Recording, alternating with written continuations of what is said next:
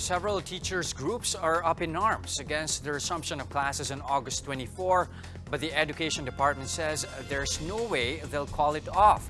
Marian Enriquez has a report.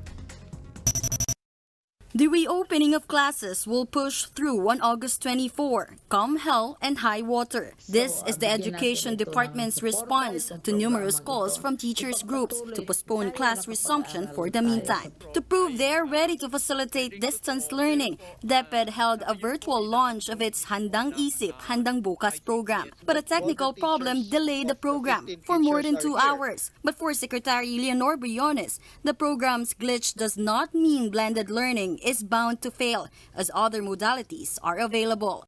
If all else fails, then you have the printed modules. Hindi natin masasabi ay dahil may glitch kanina, therefore blended education will fail.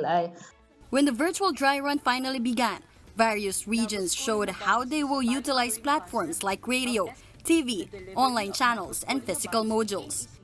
Yung August 24, has always been, we have never retreated, we have never changed that date because it is blended learning. It can be done with or without face-to-face. But some teachers' groups are still apprehensive since they have yet to receive any learning modules from the DepEd.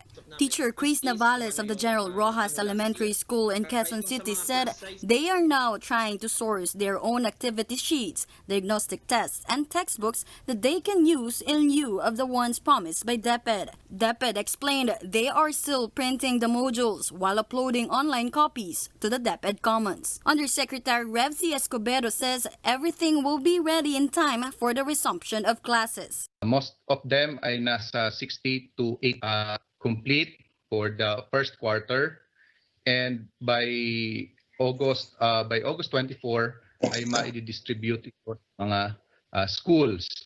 But Secretary Briones admitted the delivery of modules to teachers in NCR and Region 4 might be delayed due to MECQ restrictions. While they are not against the agency's plans, Teachers Dignity Coalition said grievances of teachers should be heard. Lahat po ng pagkukulang dito ng gobyerno, ng Department of Education, teacher ang magdudugtong, teacher ang magpupuno. Briones says the government can't let the Philippines lag behind its regional peers like Singapore and Vietnam that have already resumed classes. For News 5, Marian Enriquez, we are One News.